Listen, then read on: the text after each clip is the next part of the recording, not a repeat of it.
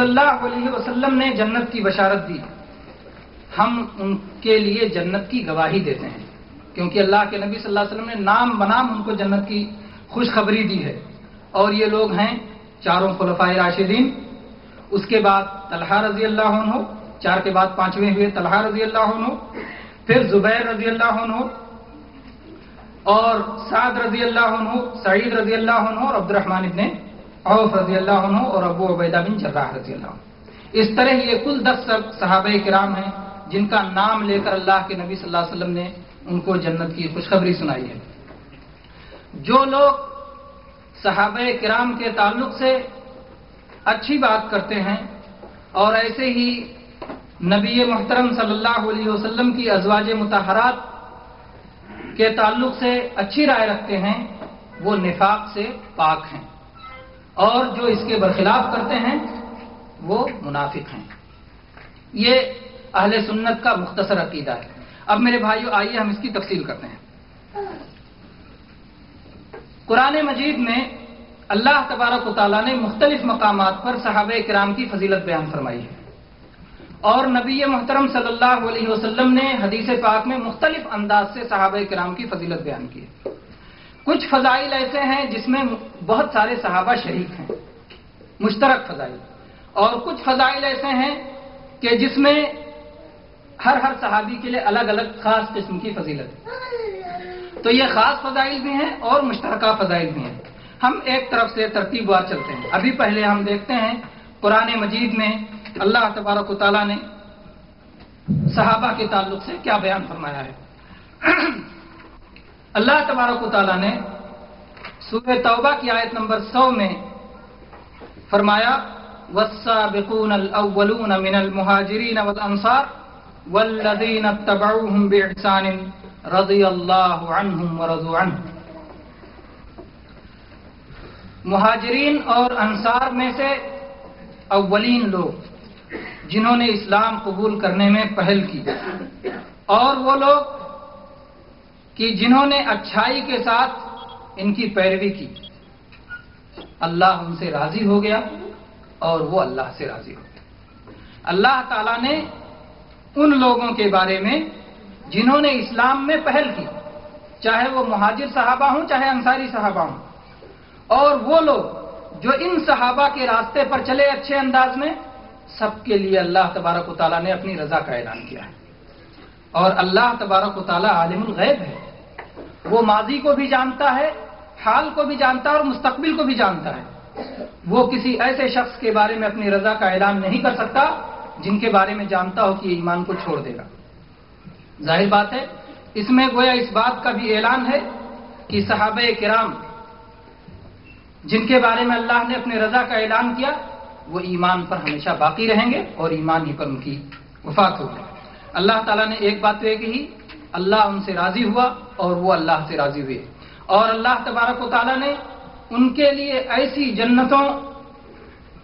جنتیں تیار کر رکھی ہیں جس کے نیچے سے نہریں جاری ہیں، وہ اس میں ہمیشہ ہمیشہ رہیں گے، اور یہ بہت بڑی کامیابی ہے۔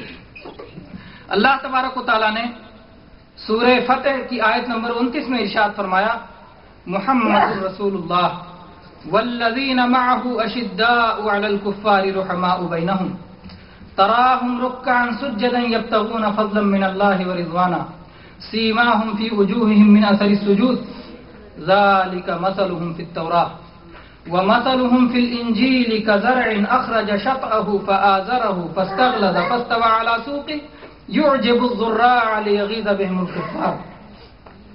اللہ تعالیٰ نے کہا کہ محمد صلی اللہ علیہ وسلم اللہ کے رسول ہیں، اور جو آپ کے ساتھی ہیں وہ کافروں پر سخت ہیں اور آپس میں رحم دل ہیں۔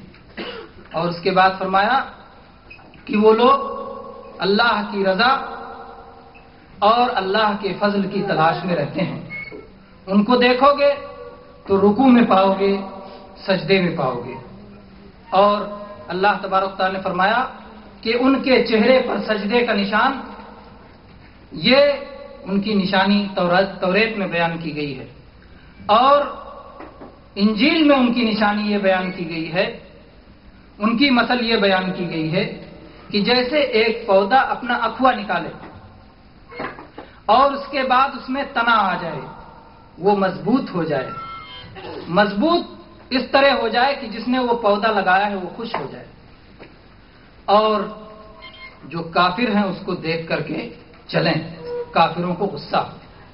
تو اس طرح سے صحابہ کی مثال انجیل میں بیان ہوئی ہے، یعنی اس نبی صلی اللہ علیہ وسلم نے یہ پودا لگایا، کچھ لوگ ایمان لائے، اور اس کے بعد پھر ان کی تعداد بڑھی، پھر وہ مضبوط ہوئے، اور مضبوط اس قدر ہوئے کہ کفار کو ان سے بغض ہونے لگا، ان سے جلن ہونے لگی، ان سے نفرت ہونے لگی۔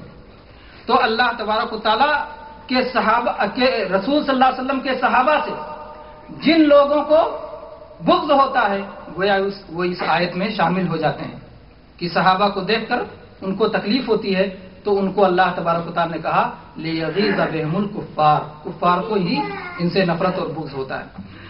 اسی طرح سے سورہ فتح میں اللہ تبارک و تعالیٰ نے اعلان فرمایا آیت نمبر 18 میں لقد رضی اللہ عن المؤمنین اذ یبایعونک تحت الشجرہ فعلم ما فی قلوبہم فانزل السکینۃ علیہم۔ اللہ تبارک و تعالیٰ ان مومنوں سے، ان ایمان والوں سے راضی ہو گیا جو درخت کے نیچے آپ سے بیعت کر رہے تھے۔ اللہ تبارک و تعالیٰ ان کے دلوں کا حال جان رہا تھا۔ درخت کے نیچے کس بات پر بیعت ہو رہی تھی؟ یہ صلح حدیبیہ کا موقع تھا۔ جناب محمد رسول اللہ صلی اللہ علیہ وسلم حدیبیہ پہنچے تھے اور آپ کے صحابہ ساتھ میں تھے، اپنے ساتھ ہتھیار نہیں لائے تھے، نہتے تھے۔ ان کا کہنا تھا قریش سے کہ ہم لڑنے نہیں آئے ہیں، ہم عمرہ کرنے آئے ہیں، ہم کو مکہ تک جانے دو، ہم کو کعبہ تک پہنچنے دو۔ لیکن قریش نے کہا کہ نہیں، ہم آپ کو کعبہ تک نہیں پہنچنے دیں گے، عمرہ نہیں کرنے دیں گے۔ اللہ کے نبی صلی اللہ علیہ وسلم نے عثمان رضی اللہ عنہ کو اپنا سفیر بنا کے بھیجا کہ جا کے مکہ والوں کو ہماری بات سمجھاؤ۔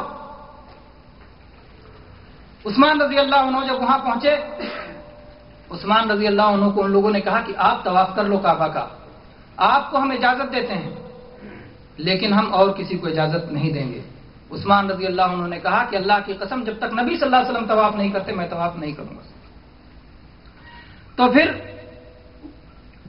یہ بات میں خبر مشہور ہو گئی کہ عثمان رضی اللہ عنہ کو قتل کر دیا گیا ہے۔ اللہ کے نبی صلی اللہ علیہ وسلم نے صحابہ کرام سے بیعت لی کہ ہم عثمان رضی اللہ عنہ کے خون کا بدلہ لیں گے، لڑتے لڑتے مر جائیں گے، جان دے دیں گے، لیکن یہاں سے پیچھے نہیں ہٹیں گے۔ اس پر سارے صحابہ نے بیعت کی۔ تو صحابہ کے دل میں جو جذبہ فداکاری اور جو رسول اللہ صلی اللہ علیہ وسلم کے ساتھ دینے کا جو جذبہ تھا اور اللہ کے حکم ماننے کا جو جذبہ تھا، وہ اللہ تبارک و تعالیٰ دیکھ رہا تھا، اور اس کو ہی دیکھ کر کے اللہ تبارک و تعالیٰ نے قرآن پاک میں اس بات کا اعلان فرمایا کہ اللہ تعالیٰ ان سب سے راضی ہو گیا۔ چنانچہ ابھی آگے حدیث کا بیان آئے گا کہ اللہ کے نبی صلی اللہ علیہ وسلم نے فرمایا کہ جو شخص یہ کہتا ہے کہ بدر میں یا حدیبیہ میں شریک ہونے والے جہنم میں جائیں گے، وہ جھوٹ بولتا ہے، اس کی بات جھوٹ اور غلط ہے۔ آگے حدیث میں اس کا بیان آئے گا۔ تو یہ اللہ تبارک و تعالیٰ نے ان لوگوں سے اپنی رضا کا اعلان فرمایا۔ اور ایک آیت میں اللہ تبارک و تعالیٰ نے سورہ انفال میں ارشاد فرمایا ان الذین آمنوا وہاجروا وجاہدوا باموالہم وانفسہم فی سبیل اللہ والذین آووا ونصروا اولئک بعضهم اولیاء بعض۔ جو لوگ ایمان لائے، جنہوں نے ہجرت کی، جنہوں نے اپنی جان و مال سے جہاد کیا اللہ کی راہ میں، اور وہ لوگ جنہوں نے ان کو پناہ دی، ان کی مدد کی، یہ سب آپس میں ایک دوسرے کے دوست ہیں۔ تو یہ مہاجرین و انصار، ان کو اللہ تبارک و تعالیٰ نے آپس میں ایک دوسرے کا دوست قرار دیا۔ اور اللہ تعالیٰ نے سورہ حدید میں ارشاد فرمایا لا يستوی منکم من انفق من قبل الفتح وقاتل اولئک اعظم درجة من الذین انفقوا من بعد وقاتلوا وکلا وعد اللہ الحسنى واللہ بما تعملون خبیر۔ تم میں سے جن لوگوں نے فتح مکہ سے پہلے خرچ کیا اور فتح مکہ سے پہلے اللہ کی راہ میں لڑائی لڑی، ان کا درجہ ان لوگوں سے بلند ہے जिन्होंने فتح مکہ کے بعد خرچ کیا اور فتح مکہ کے بعد قتال کیا، فتح مکہ کے بعد لڑائی ہوئی. لیکن وَكُلًّا وَعَدَ اللَّهُ الْحُسْنَى، اللہ نے ہر ایک سے جنت کا وعدہ کیا ہے، چاہے وہ فتح مکہ کے بعد اسلام لایا ہو، چاہے فتح مکہ سے پہلے اسلام لایا ہو. اللہ نے کہا درجہ میں فرق ضرور ہے، لیکن اللہ نے ہر ایک سے جنت کا وعدہ کیا ہے، اور اللہ تبارک و تعالیٰ اس سے باخبر ہے جس کو جو کچھ تم کرتے ہو. تو یہاں جب اسلام کمزور تھا، جب اسلام کو طاقت کی ضرورت تھی، جب اسلام میں مال کی ضرورت تھی، حاجت کے وقت پہ جن لوگوں نے خرچ کیا ان لوگوں کو اللہ تبارک و تعالیٰ نے عظیم مرتبے سے نوازا. تو یہ صحابہ کرام میں درجات ہیں. اسی طرح سے اللہ تبارک و تعالیٰ نے سورہ حشر کی آیت نمبر 8 اور 10 میں ارشاد فرمایا للفقراء المهاجرين الذين اخرجوا من ديارهم واموالهم يبتغون فضلا من الله ورضوانا وينصرون الله ورسوله اولئك هم الصادقون والذين تبوأوا الدار والإيمان من قبلهم يحبون من هاجر إليهم ولا يجدون في صدورهم حاجة مما أوتوا ويؤثرون على أنفسهم ولو كان بهم خصاصة ومن يوق شح نفسه فأولئك هم المفلحون والذين جاءوا من بعدهم يقولون ربنا اغفر لنا ولإخواننا الذين سبقونا بالإيمان ولا تجعل في قلوبنا غلا للذين آمنوا ربنا انک رؤوف رحیم. مال غنیمت میں حصہ ان فقیر مہاجرین کے لیے ہے جن کو ان کے گھروں سے اور ان کے مال سے بے دخل کر دیا گیا. وہ لوگ اللہ کے فضل اور اس کی رضا کی تلاش میں رہتے ہیں، وہ اللہ اور اس کے رسول کی مدد کرتے ہیں، یہ سچے لوگ ہیں. اور پھر فرمایا اور اس مال غنیمت میں ان لوگوں کا بھی حصہ ہے جن لوگوں نے جائے قرار بنایا دار ہجرت کو، دار ہجرت مدینہ کو، یعنی جو مدینہ کے رہنے والے باشندے ہیں، اور جن لوگوں نے جن کے دل میں ایمان قرار پا چکا ہے، یعنی انصاری صحابی جنہوں نے مدینہ کو اپنی جائے رہائش بنائی اور مدینہ میں آنے والے مسلمانوں کی مدد کی. جو ہجرت کر کے ان کے پاس آتے ہیں ان سے وہ محبت کرتے ہیں، اور جو کچھ ان کو دے دیا جائے اس سے اپنے دل میں کوئی حاجت محسوس نہیں کرتے، اور اپنے آپ پر وہ اپنے مہاجر بھائیوں کو ترجیح دیتے ہیں اگرچہ وہ خود محتاج ہوں. خود محتاج ہونے کے باوجود اپنے مہاجر بھائی کو وہ ترجیح دیتے ہیں، اس کو اولیت دیتے ہیں، اس کو دیتے ہیں. اور جس شخص کو اپنے نفس کے بخل سے بچا لیا گیا تو یہی لوگ کامیاب ہیں. تو یہ مال غنیمت میں اللہ تعالیٰ نے فرمایا پہلا حصہ ان لوگوں کا جو فقیر مہاجرین ہیں. پھر مال غنیمت میں حصے دار وہ لوگ جو انصار ہیں جنہوں نے ان کی مدد کی. مال غنیمت میں تیسرے حصے دار کون لوگ ہیں؟ اللہ تعالیٰ نے فرمایا والذین جاؤوا من بعدہم یقولون ربنا اغفر لنا ولاخواننا الذین سبقونا بالایمان. اور جو ان کے بعد آئے، ان کے بعد مسلمان ہوئے، لیکن ان کا کہنا کیا ہے؟ ربنا اغفر لنا، اے اللہ ہمیں بھی بخش دے، ولاخواننا الذین سبقونا بالایمان، اور ہمارے ان بھائیوں کو بھی بخش دے جو ایمان میں ہم سے پہل کر گئے. ولا تجعل فی قلوبنا غلا للذین آمنوا، اور اے اللہ ہمارے دل میں ایمان والوں کے تعلق سے کینہ نہ رکھ. ہمارے دل میں ایمان والوں کے تعلق سے کسی قسم کا کینہ، بغض و نفرت نہ رکھ. اے اللہ تو بڑا ہی مہربان، بڑا ہی رحم والا ہے. تو جو لوگ اس کے برخلاف کرتے ہیں، یعنی ایمان والوں کے تعلق سے اپنے دل میں کینہ رکھتے ہیں اور اپنے سے پہلے ایمان کے ساتھ گزر جانے والوں کے لیے بخشش کی دعا نہیں کرتے، وہ مال فے میں ان کا کوئی حق نہیں ہے. تو ان آیات میں جو آیات آپ کے سامنے رکھی گئیں، اللہ تبارک و تعالیٰ نے مختلف انداز میں اپنے صحابہ کرام کی عزت و عظمت، ان کے مقام مرتبے کو اجاگر فرمایا ہے اور ان کی شان و عظمت کو سمجھنے کا طریقہ دیا ہے.